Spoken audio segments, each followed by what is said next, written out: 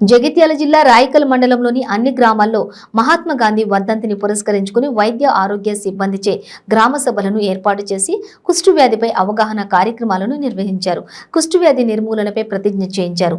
జనాభాలో ఇన్ఫెక్షన్ల పరిణామాన్ని తగ్గించడం మరియు ఇన్ఎక్టివ్గా మూలాన్ని తగ్గించడం, ఇన్స్పెక్టివ్ మూలాన్ని తగ్గించడం ద్వారా వ్యాధిని నియంత్రించవచ్చని కూడా అన్నారు. ఈ కార్యక్రమంలో రాయకల్ మరియు ఒడ్డెలింగాపూర్ వైద్యాధికారులు doctor K Satish Kumar, doctor Revathi, doctor Narender, ప్రజాప్రతినిధులు పాల్గొన్నారు.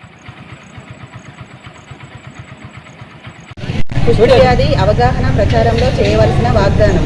నా కుటుంబంలో లేదా పొరుగువారు లేదా కమ్యూనిటీలో ఎవరికైనా చర్మం పైన స్పర్శ కోల్పోయిన మచ్చలు ఉండి వాటిని తాకినప్పుడు లేదా వాటిపై నొప్పి కలిగించినప్పుడు తెలియకపోయినట్లయితే లేదా కుష్ఠవ్యాధి కారణంగా కనిపించే అంగవైకల్యము ఏర్పడిన వారి పట్ల శ్రద్ధ వహిస్తానని మరియు వారి నివాసానికి సమీపంలో ఉన్న ఏదైనా ప్రభుత్వ సంస్థ నుండి పూర్తి చికిత్స తీసుకునేలా సూచనలు ఇస్తానని మహాత్మా గాంధీ గారి వర్ధంతి రోజు కార్యక్రమంలో నేను ప్రతిజ్ఞ చేస్తున్నాను.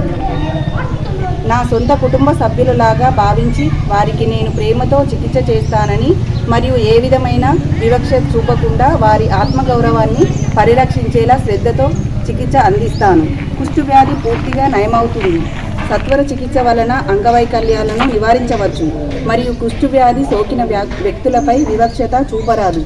కుష్ఠవ్యాధికి సంబంధించిన ఇలాంటి సందేశాలను సమాజంలో వ్యాప్తి చేస్తాను.